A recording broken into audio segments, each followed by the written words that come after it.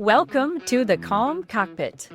In today's episode, we're talking with Greg Brown, author, career aviator, and flight instructor Hall of Fame inductee, about how to use the unpredictable and dynamic nature of building an aviation career to your advantage.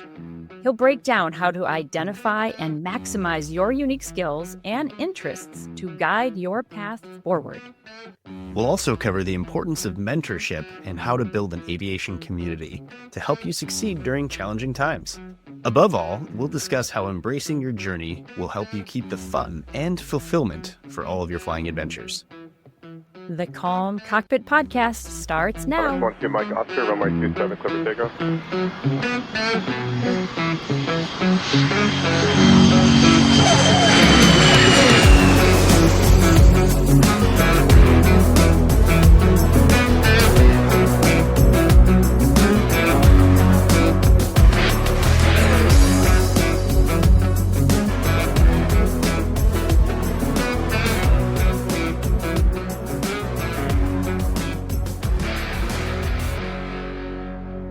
Welcome, everyone, to today's episode. I'm Geeta Brown, a midlife student pilot and licensed yoga and meditation educator with over 30 years of experience teaching high performers how to improve their lives without adding stress. And I'm John Niehaus, corporate pilot and professional flight instructor. As we mentioned in the show opener, I'm excited to welcome a special guest to this episode, my friend, Greg Brown. I feel like so honored and happy and excited for people that they get to listen to this interview. And I get to be this little sort of fly on the wall for all the goodness that Greg offers, because so many of us can relate to what he's going to talk about, where we have this perfect career mapped out, and then life happens, either in both challenging ways and in unexpected opportunities that come along the road. So before we get to the interview, John and I just want to introduce you a little bit to his work, his sort of life and times of Greg Brown, so you can really understand the richness of his whole career, which started back around the time that I was born, which is about 50-ish years. So that's a long, robust career. And I think there's a lot of lessons to be learned in how he grew and learned things along the way. Then you'll hear the interview after John and I chat a little bit about his bio. And after Greg's awesome interview and he drops all this great knowledge on all of us, of course, John and I will meet at the end and give a few takeaways so that you can sort of start parsing and piecing out some of his great wisdom and maybe choose one or two to start applying to your life today.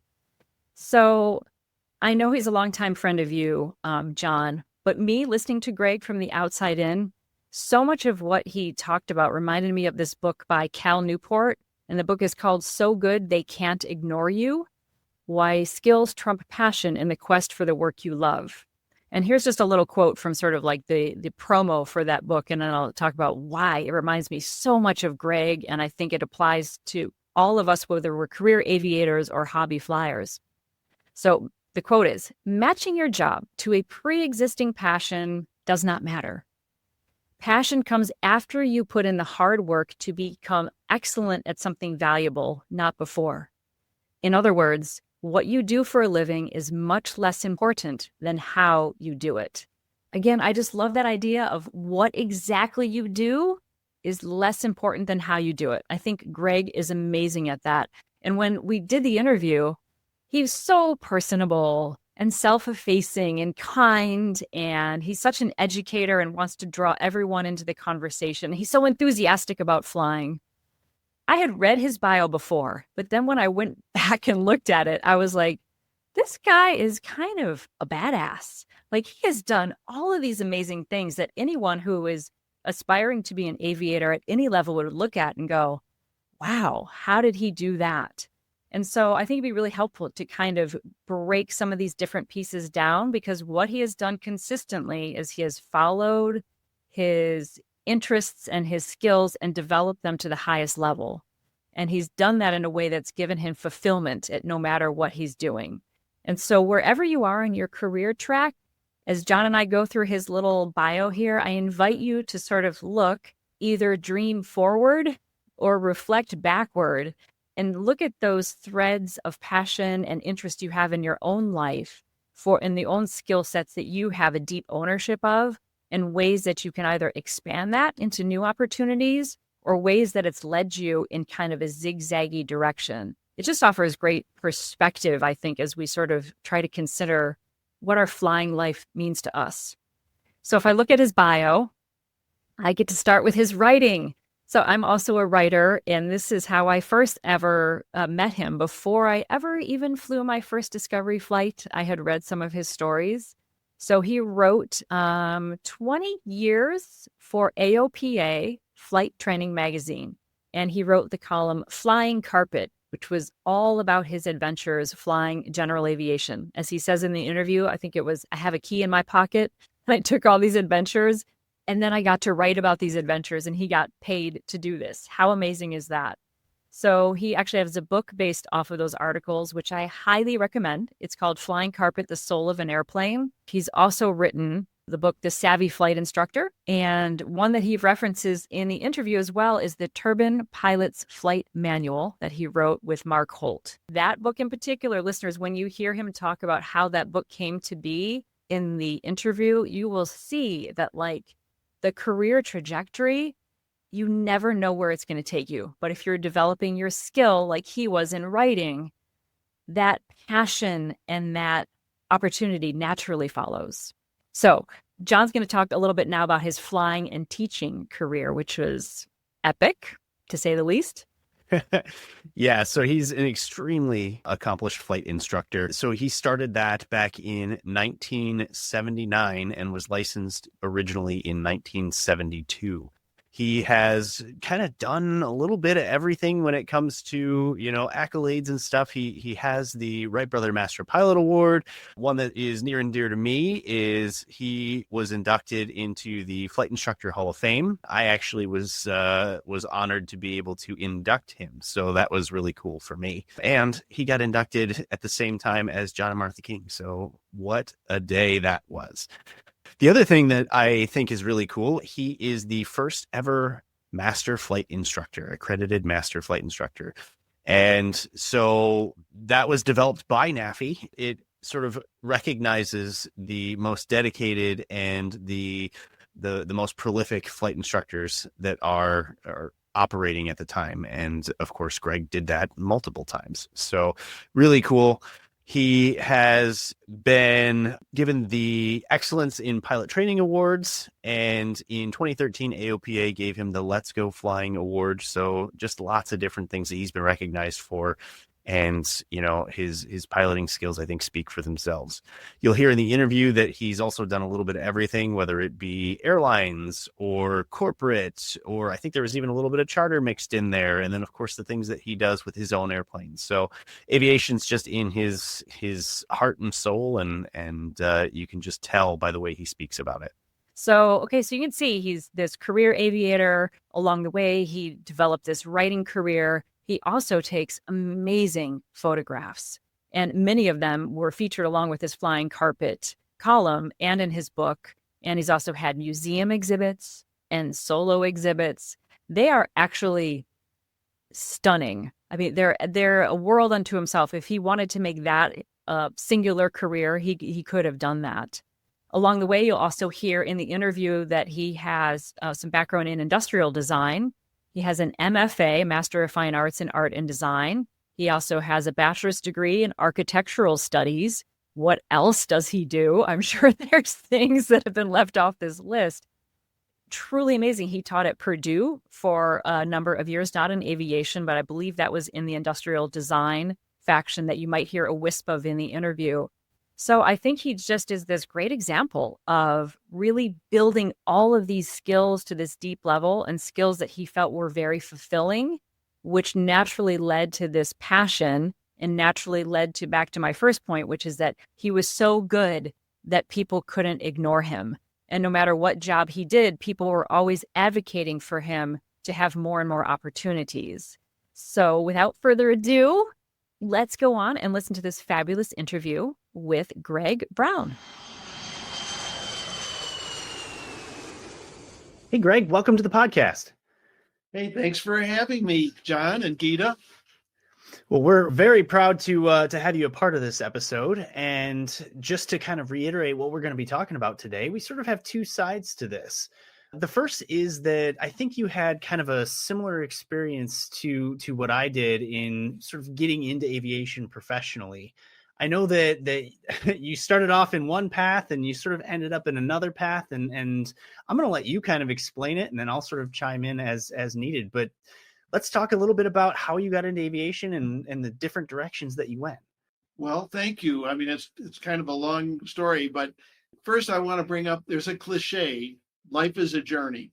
And I think we all set up, especially as young people, thinking, well, we're going to figure out what that path is. We're going to just take it and we're going to get there.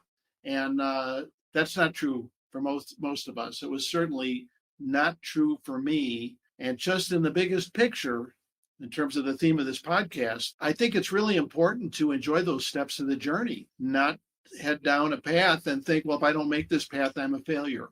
So that being said, my dad was a pilot. He owned airplanes. He had a 310 when I was a little kid. We used to fly all over the place in it. And when I was in college at University of Wisconsin, I got my private at age 19, which is a lot of years ago. And when I graduated, I wanted to fly airlines. And we had some friends, my dad's had some friends who like flew corporate. And in those days, corporate meant flying like reconditioned World War II bombers, P-26s and things like that. And corporate was pretty rough stuff. It was unpressurized airplanes flying down low, most of it. Anyway, the problem was glasses. In those days, the airlines and military required uncorrected 20/20 vision. So I had to face the fact that although I wanted to fly airlines, at that point, it looked like I would never do it. I would never have that opportunity. So I went down the flight training path, got my CFI and instructed many, many hours, met a whole lot of cool people. And one day I had a student. I was giving him instrument instruction. He was a professor at Purdue, where I was also teaching at that time, but not in aviation. But he also owned a scientific instrument company. And he said, Greg, what would you think about quitting the university and coming to work for my scientific instrument company? And you'd have two jobs. You'd be chief pilot and director of design, because I had a product design background. I was like, well, that's pretty crazy, but tell me more. And he said, well, we'd like to buy a twin and have you fly as corporate. He said, as you know, we sell at universities all over the country. We go to different conferences and so on. We'd like to get an airplane, a cabin class airplane, and have you fly it. So I said to him at the time, Pete, this is totally cool, but you need to know I only have 25 hours of multi-time. And that conversation, which was in the airplane, I learned a big lesson. The lesson was, he said, you've given me a lot of instruction. You're very good. You have good judgment. I'd be totally comfortable having my team fly with you. He said, I've looked into this already. You'll have to obviously have some thorough checkouts. We're going to have to pay a premium for insurance, but I have no doubt you'll be a terrific corporate pilot. So lesson one was, if you got somebody who believes in you, that's worth more than an experience. Okay. And we'll talk more about that later if you want to. And then when I was in my late 30s, the Vietnam era pilots were starting to retire. And all of a sudden they dropped the glasses requirement. So my buddies who didn't wear glasses and were working at the majors, I started getting these messages, Greg, get some turbine time and we'll get you on here at the majors where we were. So I thought about that for a while. I thought, okay, I'm going to do that. So I closed down my consulting business and with the support of my wife, and went to full-time instructing. And I applied for some regionals to get some turbine time. And then I realized I didn't know anything about jets or turbine aircraft at all, because I've been flying piston airplanes all these years. So I went to the library. Of course, no internet in those days. And then I went to bookstores looking for a book that would explain the basics of turbine aircraft. No such book existed. Everybody was trained by the company, as they are now. So I got hired at a regional, which was at that time a US Air Express regional, and flew with them. In the meantime, as I got trained, I worked with another fellow named Mark Holt on that book because it just seemed like, being a product design guy, there was a market for that book. Okay. And I flew for the regionals. Now, this regional, we were based at LAX. We had displaced some US Air flights, which caused some animosity, but the the company went downhill from the moment I was hired. And I actually flew some flights with others for planes that had been repossessed by the manufacturer at this regional. And this is something that comes down to, life as a pilot. When I started applying for regionals, it was a hiring boom. When I got going over there, there was a bit of a recession and people were getting laid off and people were not getting hired. So the airline went downhill and it ultimately failed in 1993. And so on that day, I'm like, and my wife is like, well, what are you going to do? Which was appropriate. And I said, well, I either need to go get a different job right away, or I wonder if it's worth finishing this book about how turbine airplanes work. So not knowing that writers normally use an agent, I called the editor-in-chief of the major aviation press of the day, which was Iowa State University Press. And I didn't know I wasn't supposed to do that.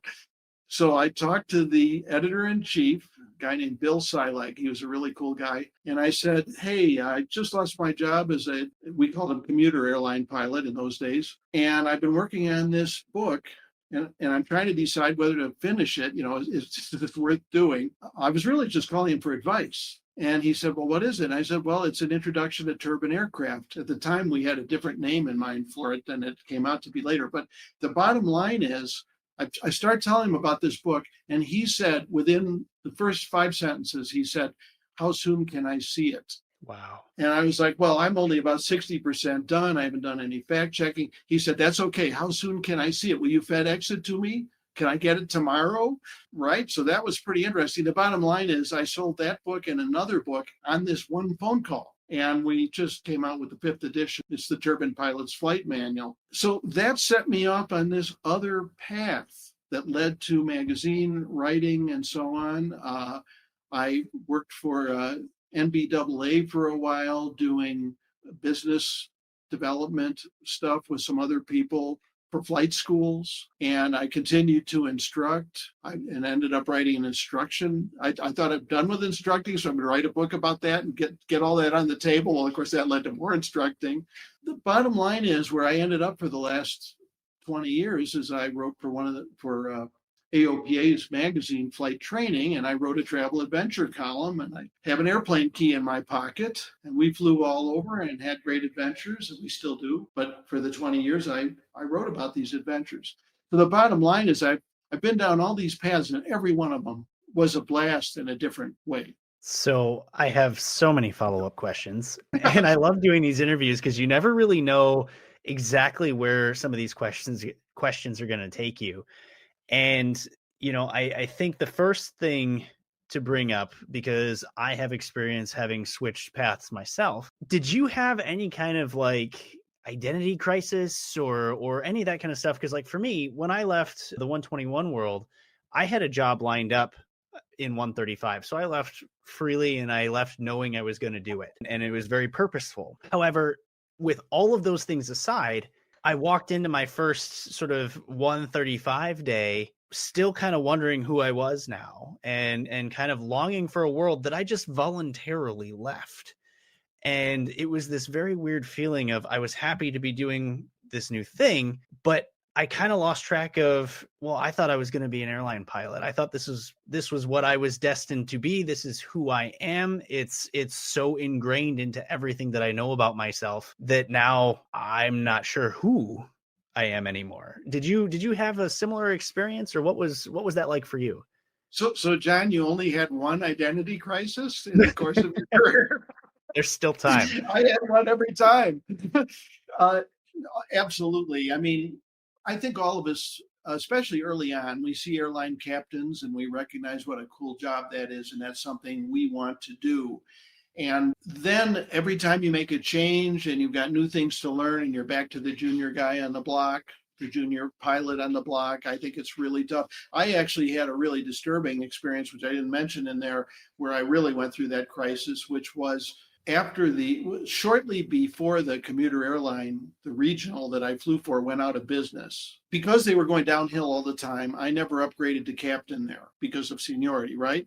So I never became a captain. So at the time, Southwest Airlines, their minimum, I had thousands of hours already, but they were piston. They wanted 2,500 turbine. It did not have to be PIC, and a type rating, 737 type rating. And so again, with my lovely wife Jean's encouragement, we borrowed like $10,000 because you had to fly the airplane in those days to get your type. It wasn't all done in the simulator.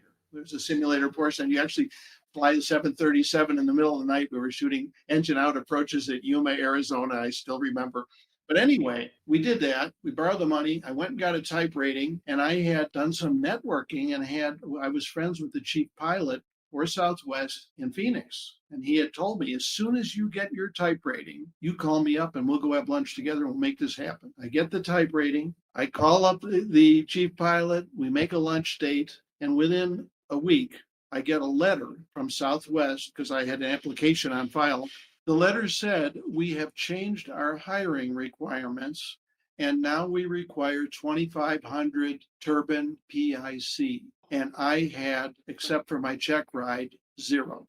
So that was a dark day for me because just what I had finally, after I was, I think, 38. So between 19 and 38, all those years, I'd wished I could be an airline pilot. And then I was on this path and I had it all set up and it was going to work.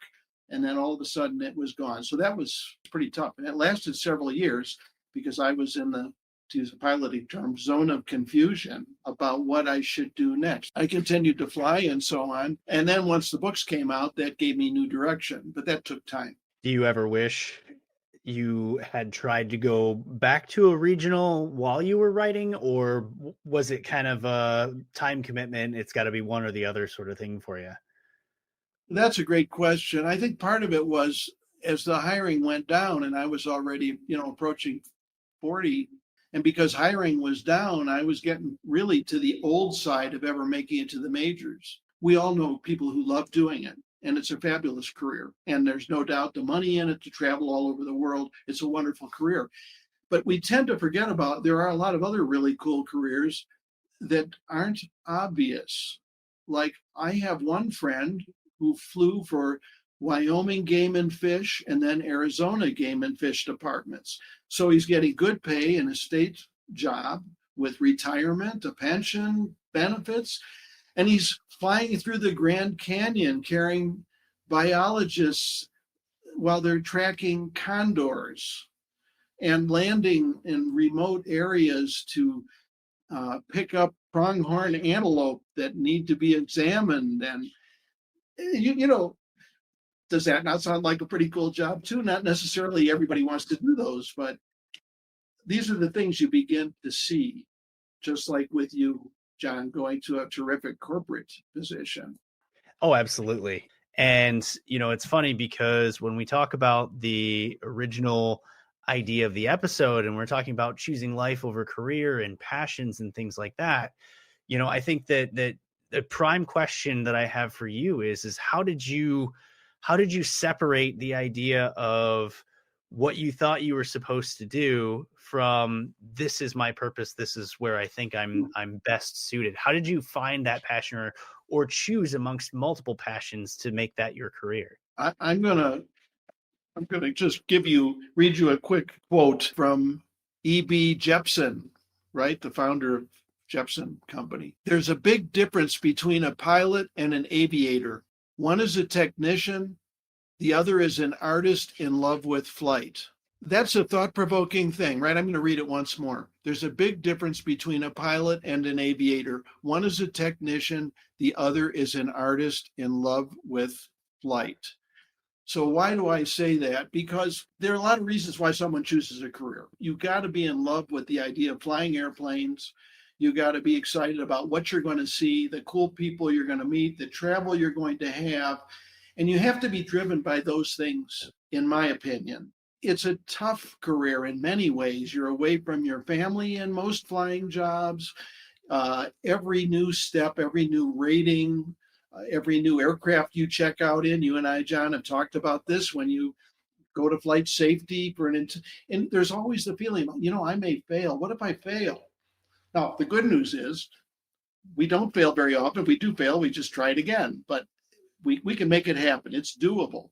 But it's not so doable if you are not highly motivated by something. And I think it's really important that that motivation be largely loving to fly. Because the fact is, flying a 150 is a lot of fun. And flying a jet is a lot of fun. And flying a balloon is a lot of fun. And if that's what motivates you. So I've always had so much fun with flying. Yes, I've been discouraged professionally several times in the course of that path, more than several, but I could roll through it because I think if you view this career as a chance to do something exciting that most people will never get to do, to fly an airplane, to see the sights, to feel the thrill, climb through a cloud layer and burst out on top, to shoot an approach down to 200 feet. And amazingly, there's the runway right there. And then the thrill of turning other people onto it as a mentor I find that that's what's driven me through all this stuff. Because periods of big disappointment. I was horribly disappointed when the airline thing didn't come through. And I still, I'll be honest with you, I still regret sometimes that I didn't get to do it because look at all the cool stuff they get to do. But then again, I get to do some cool stuff too. So I don't know if that's directly in line with your question. I think if you go in strictly with the idea of being an airline pilot because you make a lot of money or something, I think it's very difficult. It's a hard path. Gita, you are learning for fun, or are you looking at a professional career, or do you know? I don't know. Hearing you guys talk about the identity crisis that happens when you have a dream job in aviation that maybe isn't going to happen, or you decide you want something else. I've had the opposite of coming into aviation and having an identity crisis. What do you mean I'm an aviator? I didn't plan my life around that fact. I was supposed to be writing and teaching and very comfortable in that. And suddenly there's this new passion and this new love that I've completely fallen in love with. So I am trying to figure that out. I think it's very interesting to hear you say, though, that it has to be fun, because I came to flying general aviation to get over a fear of flying. So my first 4 months, I would not categorize that as fun at all. I was working through a very, serious phobia. But along the way, we would take fun flights when it would all get to be a little bit too much for me. The drinking through the fire hose, my teacher would say, "Hey, let's go to Nantucket. I live here in New England. We can fly to Nantucket, have lunch, hang out." And along the way, we trained emergency procedures. We did flight following. We did all the things, but we got to have food partway through and just enjoy what it was like to be up a little bit higher and just cruising along with not a lot to do for those longer portions of it. So this notion of creating endurance through having fun does get a lot of pushback from the type A workaholics, but it really does work because it fuels us to keep going forward. And You this have a whole, superb instructor. I do, I know. That's really, if you think about the going through life, and like you had mentioned in our casual chat before today's recording session, you were telling me about your career as a musician. That's another one that's a very challenging career. You're competing against a lot of other people. The imposter syndrome probably is even worse with a musician than with a pilot. I don't know, but Yeah. But the fact is, and then you ran it. You found over time it ceased to be fun for you, if I remember correctly. Correct. And as soon as it ceases to be fun, and this applies directly, right, to our pro piloting experiences, it ceases to be fun. That really slows down your initiative to be better, to move up, to move on, to climb new mountains, check out a new aircraft, and everything in life. I think if you're having fulfillment from it, whether it's fun with a capital F or something else. It's all about having that motivation. And there's a fellow I admire a lot, my friend Sergio. He lives in Texas. He was an engineer and is a career changer. He had been a pilot, owned a 172 and flew around with his family and stuff, but he wanted to go pro. And he went to one of the regionals, headed for the majors, and he didn't enjoy the training for it a lot. He was challenged by it.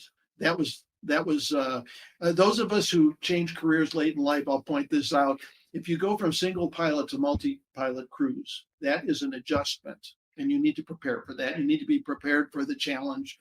That's something nobody talks about. They're always talking about the equipment, but going to a multi-pilot crew is a new thing, and it takes a little while to get used to it. Anyway, he just wasn't enjoying that environment, and then being away from his family and so on. So he took a job with one of the FedEx feeders, and he's flying a caravan back and forth between 3 or 4 cities in Texas, and he's happy as a clam. It fits. He loves to fly, and he's doing it. He's making a good living. He's home every night, and I admire him a lot, because I think to make that change, say, but I got into the airline, but I'm not going to do this because I don't like it. I think that takes a lot of guts, but it goes along with that thing of, like you were saying, John, life has to come first.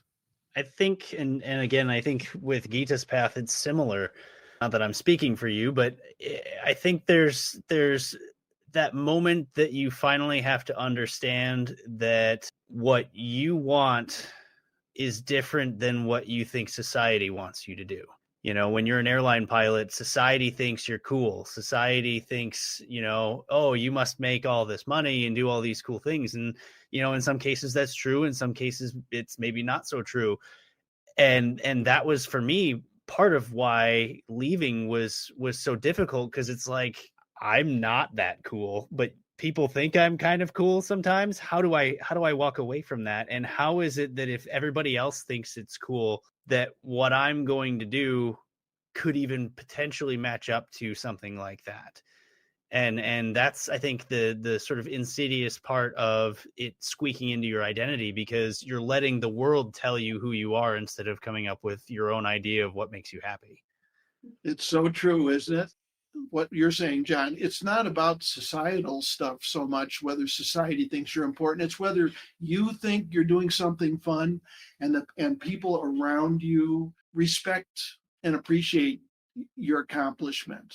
And so whether you're flying corporate, whether you're a crop duster, whether you're a flight instructor, John, I think Mark Boguski. He's a fellow that had a corporate career, went into instructing. He loves it. He's fantastic at it. He's getting all these national recognition for it. Is he better or worse than an airline pilot? No. He's just as valid, and he's happy and fulfilled. And that's, I think, where we all have to readjust when we're going through crisis about, am I going to make this goal I told everyone I was going to make, and into, am I doing stuff I think is rewarding. And for some people, that rewarding might be captain of blah, blah, blah, flying the route to Paris every week. Absolutely. And for some people, it might be puttering my little bug smasher all the way to Sedona, but it's about actually having that intrinsic center of control where you're matching what's inside of you with what you're doing outside. And that when you're in harmony with that, then your choices naturally flow from that place instead of from the outside in. But I think if you look at each position and opportunity in this context of what am I going to get out of it? Is it going to be fun? Is it going to be rewarding? And I think it's really important to keep that sort of perspective, because you don't know the curves are going to, like in my case.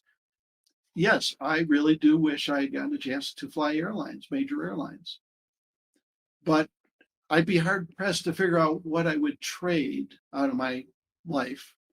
And I think that is a great segue into kind of the other topic that I wanted to talk to you about, because Greg, you have, as an instructor, you've had a lot of time in a mentorship role, seeing them at some of their highest places and seeing probably some at their lowest places.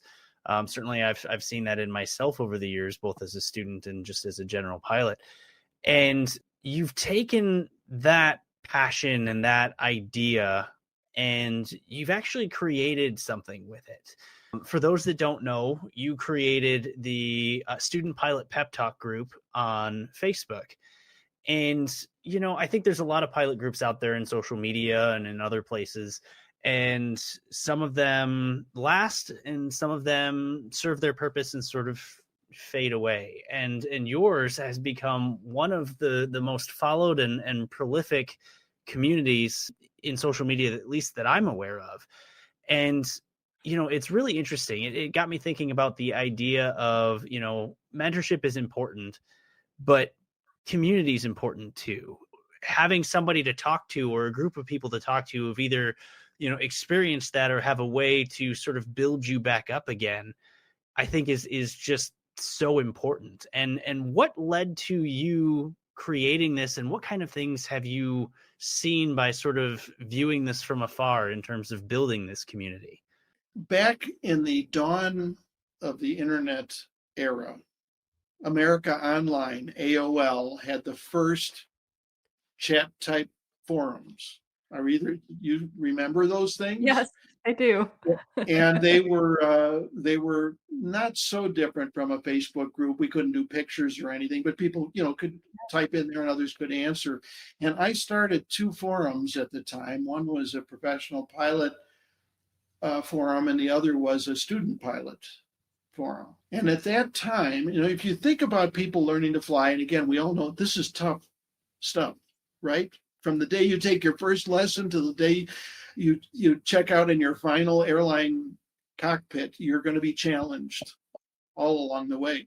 What happened was, because this was before, at the very dawn of social media, you start to see people who would join these groups and they're taking lessons in rural Wisconsin or, places where there is no network, no community, or they're in a big city and everybody is rushing in and out of the place and there's no community for different reasons, right? And I learned a tremendous amount from this. That I saw all these people who were encountering what we all do during training. And I'm going to talk about this at the private pilot level just because I think it explains it best. But you're out there in rural Wisconsin, you don't know anybody else, and you're on your seventh lesson trying to nail landings, and you're thinking, I'm a loser. I'm not cut out for this.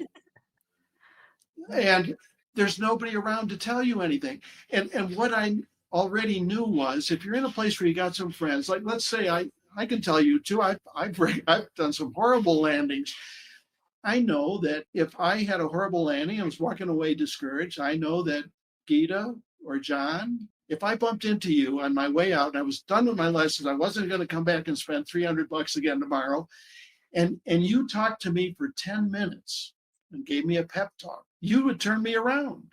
You would tell me, hey, it took me 30 lessons to get my landings down. In fact, I still bounce landings today in the jet or whatever.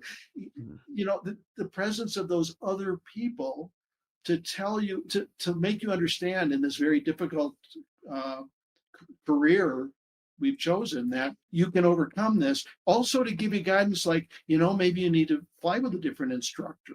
And so the bottom line is that's where the pep talk came from, because I saw this whole bunch of people who were not connected before. And that's why the Student Pilot Pep Talk group ultimately exists. But that led to a great deal of my philosophy as an instructor and so on, and my interest in community.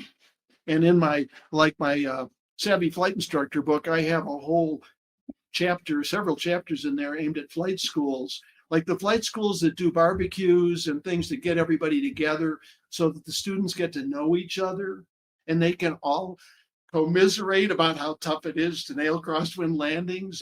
But to know you're not alone. It's not me that can't do this. It's a challenge for everyone. And to find out that everyone who stuck with it could overcome it. You don't fail till you quit.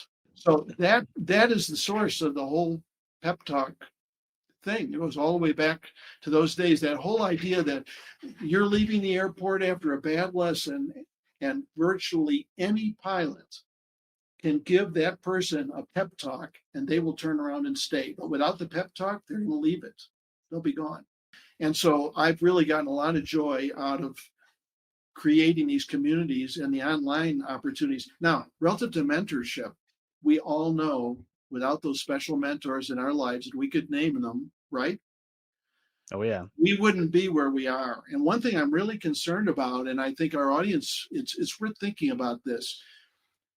There's been a change, a cultural change, largely due to social media and where people are doing less verbal interaction. And mentorship almost seems to be out of style with younger people in particular. And it's not a fault that it's out of style, but it's sad because without mentors, life is much tougher. And also the reward of being a mentor and how good you feel when you've helped somebody is huge. But for example, I'll run into very often to rampers at the airport. I fly light airplane now. I'm retired from any kind of professional flying. And I'll meet someone at the airport. He's pumping fuel into the plane, or she's pumping fuel into the plane, and we're talking. And oh yeah, they're headed for a piloting career and all that. And I'll say, well, here's my phone number if you want to talk to me. Or I'll say, maybe we could go up sometime. Another thing is with Facebook, with all the faults and problems of Facebook, it's the only place where in my experience, where you can have an interactive group like the Pep Talk group with lots of people giving feedback on things. Everything else is just transmit and receive. Instagram, Telegraph, TikTok. So I think my advice to someone who has a pilot career in mind, you got to be part of a community of some kind, whether it's there, people who get together on the weekends, whether it's on Facebook, and you need to take advantage of people who you meet who are more experienced, who can and will help you, and then you need to do that for them. Mentorship opens doors. And if you're a young junior pilot who's on your way someplace now professionally, you need to make those contacts. You need to befriend those people. You need to know that some of them at least will be eager to help you. And you want to develop those relationships. And you also need to know that you're not taking advantage of them. They're not dummies. If they want to help you, they're going to enjoy it. It makes them feel good as well as helping you. So I think one way to look at this is if you have that setback, John, that you brought up earlier, where you're discouraged, you have questions about yourself and your own success, what can you do now? One thing you can do is you get out there, meet some people, develop some relationships, and help get confidence and the connections to head down whatever path you're going to choose. Yeah, I mean, I think, and I'm going to regurgitate some of this back to you, but I think that entrenches the idea of community and the need for it. It's sharing your failures, it's sharing your successes, it's knowing that you're not alone in either of those two things. The other important point to this, and I think it's a synonym for community, and you touched on this, is networking, right? And in my role for the outreach that I do, I communicate with a lot of young people. I wish I could consider myself, I was a young person not that long ago, and it pains me to not be part of that group anymore. But nevertheless, as much as we want to say that we are a digital world, we're operating with very high-tech equipment, with complex pieces of technology and all this other stuff, more than a lot of other professions, we're actually pretty analog. And I say that in the sense that aviation, the cliche is that we're a small community, and it's not a cliche, it's true. And the idea of meeting somebody, the idea of having a tangible interaction, shaking their hands, introducing yourself, sometimes it can be the hardest thing in the world to do, to go up to somebody. I struggle with that still. And I've practiced for a long time to pretend that I'm not an introvert.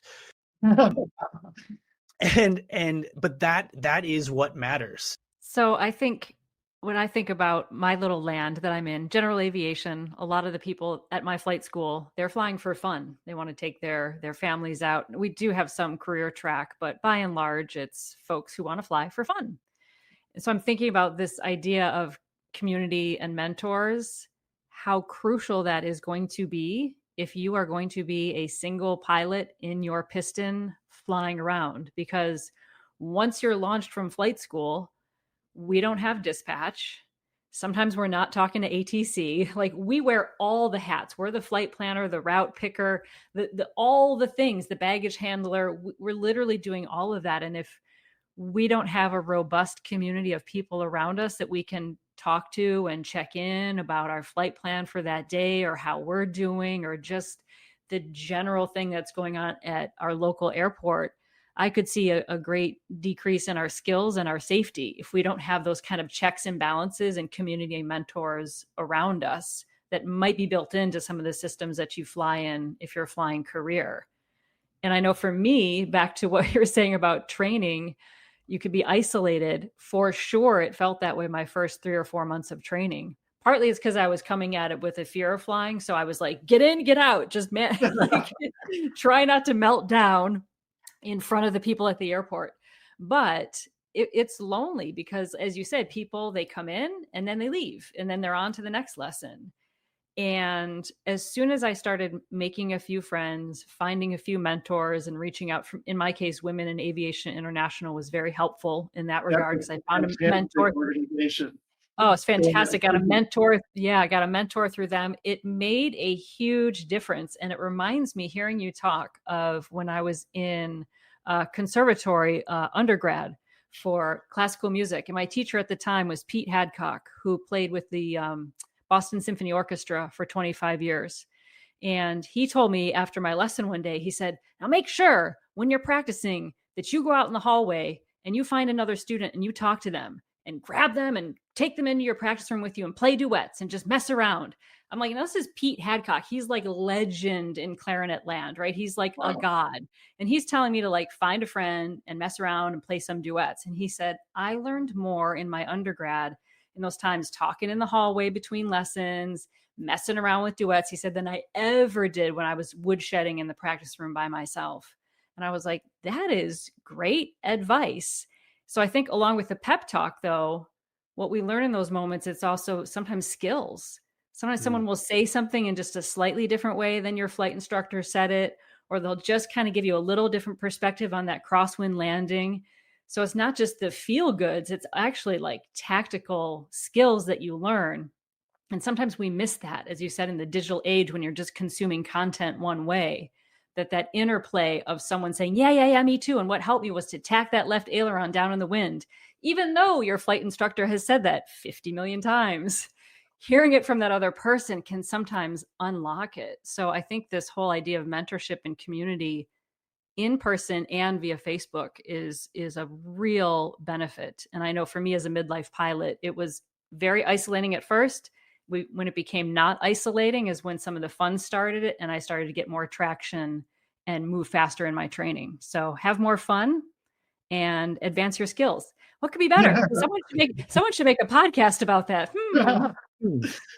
Well, one other thing too, and I know this is a big part of why this podcast exists, has to do with those periods where you do fail. And you feel like you've lost it. And I have actually a couple of favorite sayings about this that I try to use on myself when I need them. One is from Vince Lombardi. It's not whether you're knocked down, it's whether you get up again.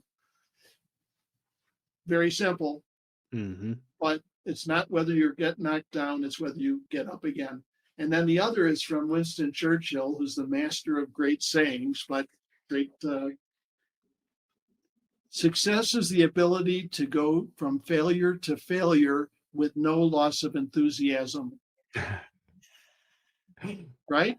Success is the ability to go from failure to failure with no loss of enthusiasm. And nowhere is that more true than in flying, than in piloting, because we are all put on the spot all the time. Every phase check, every check ride, every proficiency check, every recurrent training, we are faced with overcoming some kind of either minor or major failure. And I actually know somebody who had to take 9 check rides to get their CFI. Now, one can get into why it took 9 check rides, whether things could have been done differently, whether there were flaws. I don't know.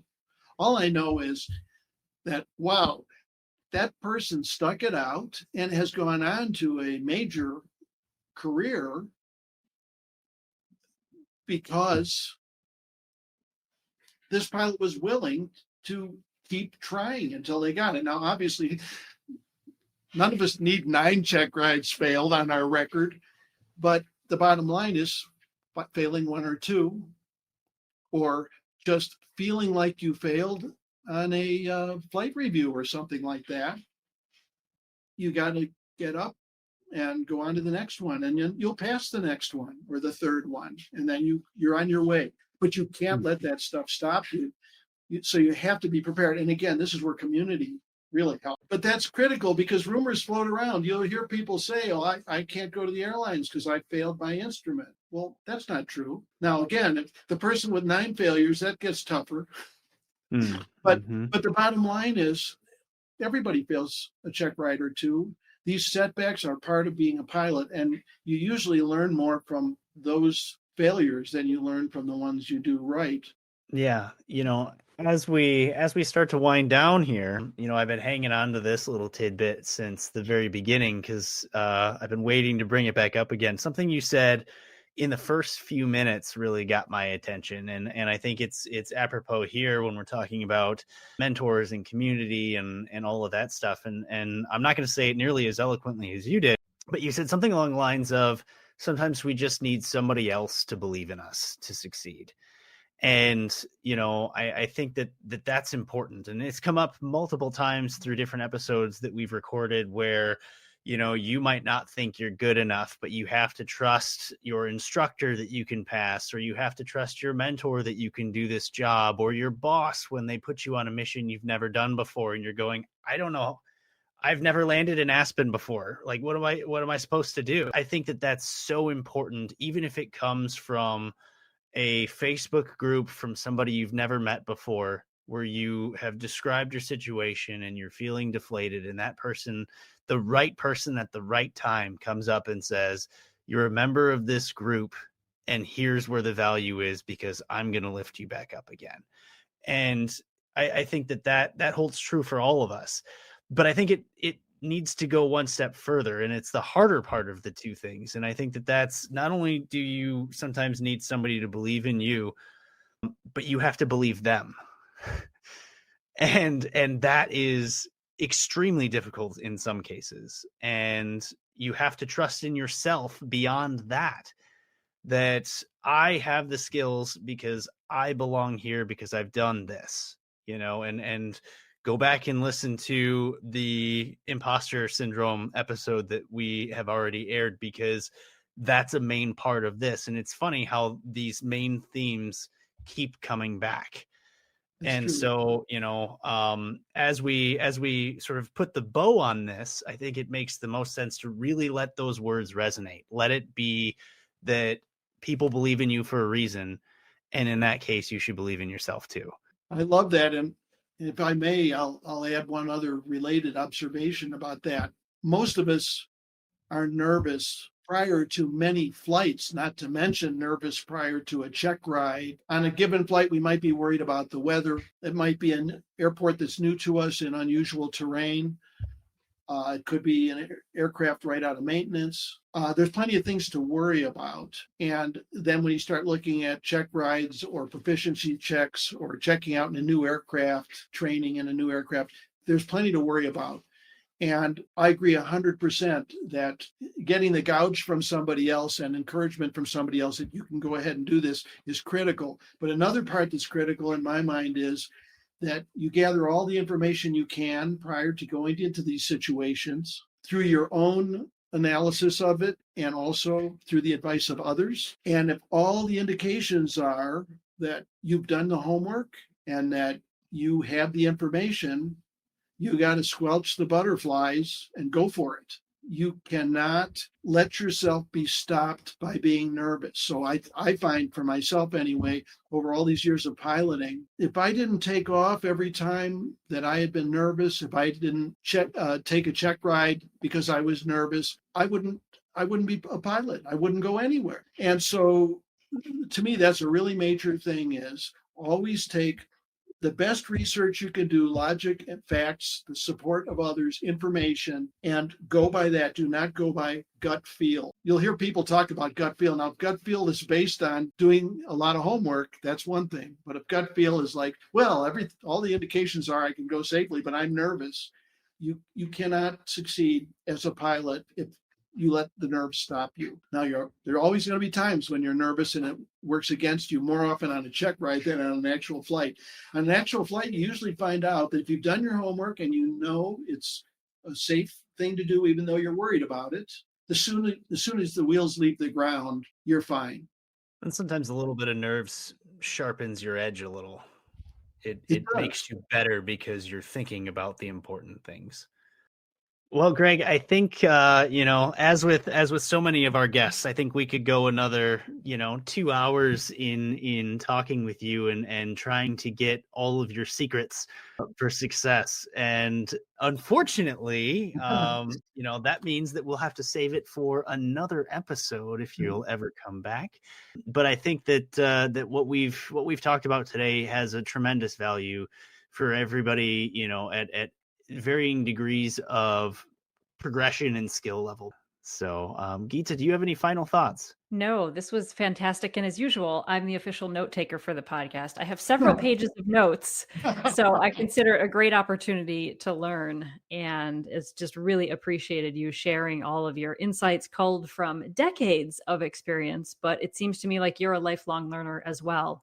So I really appreciate you modeling that for us and the audience. It's been super beneficial. I've learned a lot. So thank you.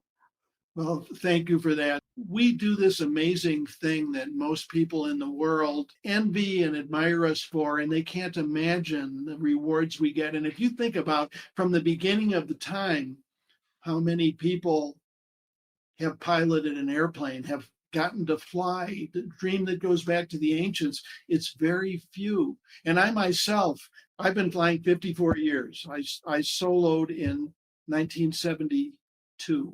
Okay. I've been a pilot for over 40% of the entire history of powered flight. Think about that. That's mind blowing. And so very few of us have done this, even though we know a lot of people are competing for jobs we might want. But we are so fortunate to do this amazing thing. And there are plenty of people out there who make more money than we do and are very successful in their jobs, their office jobs or their, other types of earthbound jobs. And they look at us and they think we're doing something mighty cool. And I think it's important, along with your professional friends and your fellow pilots, I think it's important to interact enough with people who are not pilots to appreciate, even if you're flying a 150, the admiration that inspires in other people. I agree. They're the only ones that think I'm cool. It's true. Listeners, I hope you enjoyed that interview as much as John and I did. And as I said in the actual interview, I do have tons of notes, but what I tried to do here is collate them down into a couple of takeaways. I think we have 6 or 7 takeaways. That's more than a couple, I recognize, but 6 or 7 takeaways of these key ideas and concepts that came up again and again in the episode.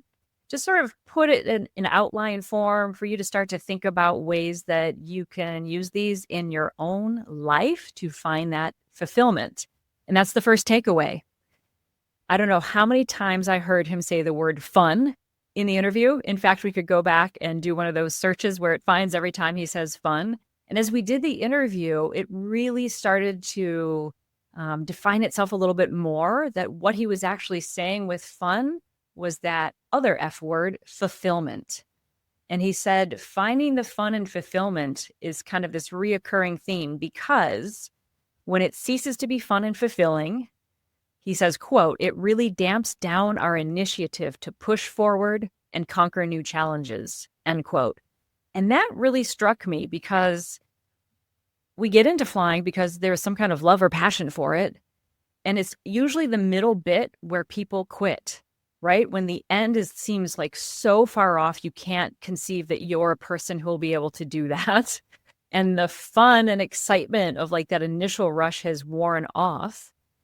And I was questioning at some points, listening to him going, is it always going to be fun? Because it's not always fun, nor should it just be like, yay, rainbows and kittens. And I was so awesome and sparkled joy. Like that's not realistic. But that deeper word, fulfillment, really struck a chord in me. And it's actually helped me to sort of reflect on, because I've had a little bit of time since we've recorded this, to reflect on, am I being fulfilled with what I'm doing with aviation? I'm in that middle bit. The check ride is like, I don't know, 5 to 6 months, maybe a little bit more down the road for me. And I'm in that solo phase. And it all just seems like, is it ever going to get done? And so I was like, you know what? Let me look at those fulfilling aspects. And it's helped me to sort of change my perspective.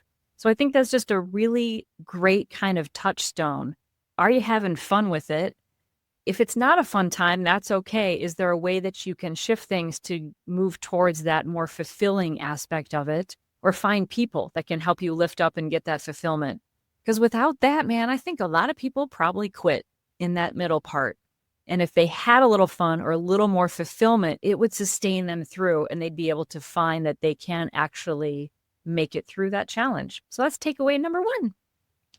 Yeah, and that hits home for me too, because as a flight instructor, part of my job is to make sure that the students are at least enjoying the process. Not everything is the best day ever, but you got to recognize that people are spending, their hard-earned money and time and they're there because they enjoy it, and you want to make sure that that stays even through some of the hardships. So another thing that hit home for me from this interview with Greg is just the idea of curiosity and, how essential that is to the previous tip of finding your fun and fulfillment.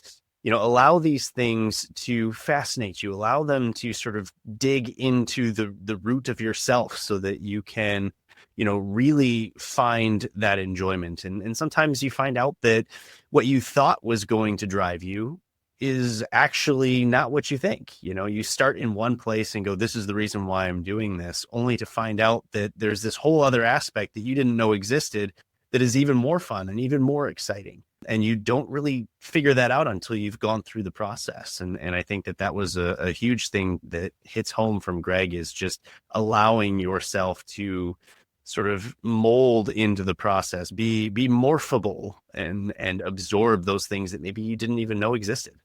I love that. We're going to be morphable. That's any word. But that is, if for those of us who are a bit longer in tooth, I say that as a 50-plus-year-old woman, absolutely, that ability to use that curiosity to help naturally lead to jobs that highlight and make use of your depth of skill is fantastic. And it reminds me again of that work of Cal Newport in the book, Be So Good They Can't Ignore You. No, Cal, I'm not plugging your book, but it's a very good one, because instead of feeling like every job has to fulfill every passion that I have, otherwise I'm not going to do it, it's like, no, are you bringing curiosity to everything you're doing? Then you naturally build your skills to this really deep level. And then you're so good that people, like again with Greg, they're one of your students and they look at you, they say, hey, I want to make you my chief pilot. That guy was his instrument student who then made him chief pilot. And I think it was the head of design. That only happens because he was finding that fun, that fulfillment, and that curiosity. So another takeaway is gratitude is key. And gratitude is one of those things that it can sound a little wishy-washy until you really drill down to it. And there's a difference between knowing this is what I wanted to do, like what you were saying, John, of like, I have this idea of my career. This is what I wanted to do, versus finding those things of this is what I'm best suited for and where I'm a good fit. And sometimes there is a cognitive dissonance between what we think we want and what our skills are actually best matched for. Like for me, I was this performer and loved it. I was decent at it. However, I was even better at teaching. And it took time after time after time of like knocking my head into a wall with performing to me finally go, oh, duh, my skills are actually best suited over here, even though it was different than what I thought it was going to be. And we find that in aviation, and Greg talks about his own disappointment with never making it really to flying for the majors. But he said it can be this tough career. And if you view it as having a chance to do this thing that people only dream of, and you have that gratitude, then everything becomes this thrilling adventure. And I think that really came through. So be grateful for what you have. It's pretty cool that we get to do this thing. Well, and gratitude is attitude, right? People can sense when you're grateful for it, but they can also sense when you have a passion and enjoy. And those are the kinds of things that can open up doors that you didn't realize you had. If he had been with this student and said, boy, I really want to be doing this thing, and that student sensed that he didn't want to be there in that moment, that he didn't enjoy what he did, that opportunity of being chief pilot or flying for a company would have never happened. He would have found somebody else who wanted to be there with him in that process. So I think that's Right. super important. And, all of these things dovetail on each other. And so the next thing we talked about was thinking outside the box. And I like to sort of think about this. There's an old Jim Carrey movie, and I don't remember the title of it, but essentially the idea is that Jim Carrey played this guy who never took a leap. He never took an opportunity for what it was. And so throughout the course of the movie, he made a promise to himself that says, I'm going to start saying yes to things. And I think that that's important. I mean, obviously in the movie, it gets a little crazy sometimes, but as I coined, be morphable, be allowed to say yes, give yourself the opportunity to find things that you didn't originally realize were a passion, because you have no idea how much fun they can be. And if you just say, no, I'm going to be this, I'm going to be an airline pilot, you may or may not fit that mold. And when you have an opportunity, you might realize that you're the perfect person for this opportunity that just wasn't in your purview at the time. So think outside the box, realize that career trajectories aren't always obvious, and be open to saying yes and trying new things. And one thing I've noticed for you professional pilots out there, a lot of you, even if you're flying a fancy job and your identity is, pilot of this and so whatever, that was very technical, but all of you seem to wear a lot of different hats. Like I know within your job, you have several different things that you do that do not involve directly flying the airplane.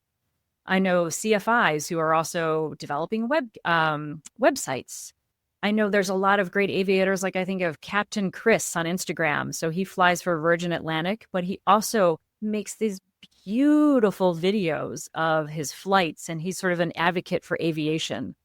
And there's all these different things that even if you do sort of have your quote unquote dream job, there's probably other little skills you have that are sort of adjunctive to that, if that's a word, that give that fulfillment and create that opportunity for you to get that richness out of your life.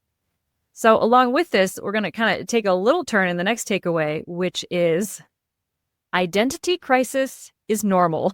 I love that moment when you're like, you guys were talking about identity crisis, and he was like, what, John? You only had one in your career? I love that he was so open about like the crushing disappointment he had when he was about to make it to the majors, and then they changed the minimums that he needed for the hours. And it was just like another time he just got slapped in the face. And that he said even it took a few years to kind of like have his, again, that cognitive dissonance resolve for him to feel clear about his next steps. That makes me feel so good. And I wish I had known that when I was in my 20s and my 30s. Because I think a lot of what I did was hide my identity crisis.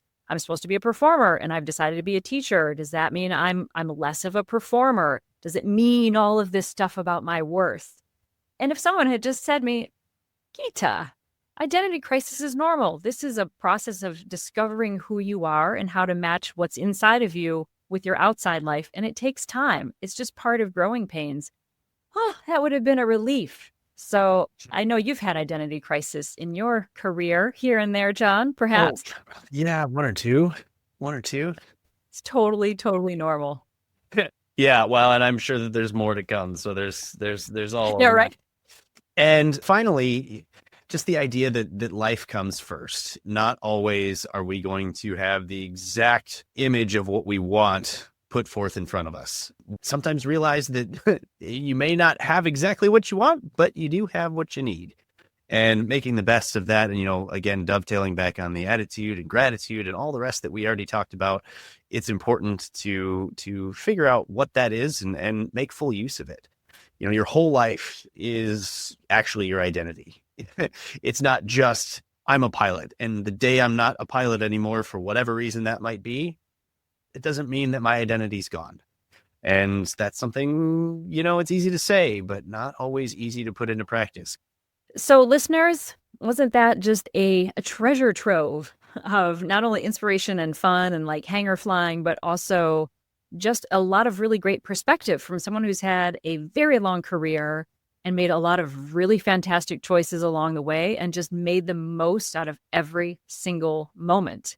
And we want that all for you as well. So think back on those takeaways. Are there little ways you can kind of start moving in the direction of having those takeaways just be how you do everyday life so that you can feel that fulfilling, enriching career? And wherever your career or flying takes you, when you get a bit older, you can look back at that career and see that it's been full of all the things that you love and the people that matter to you.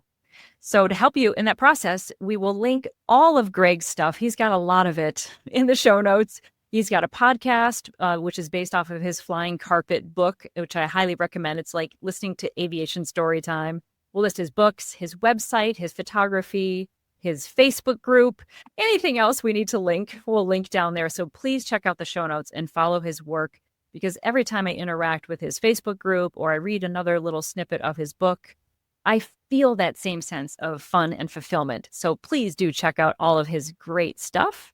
And for us, we would love it if you would leave us a 5-star review. That would really help and would really help other aviators out there who would like this content to find us. So please make sure you follow the show on your favorite podcast player so our episodes get delivered to you. Leave us a 5-star review. You can also find us on Facebook and Instagram at Calm Cockpit Podcast.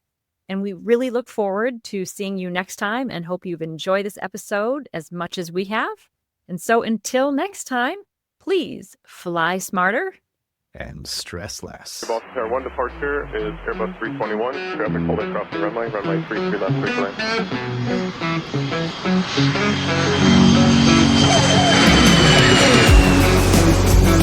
lane.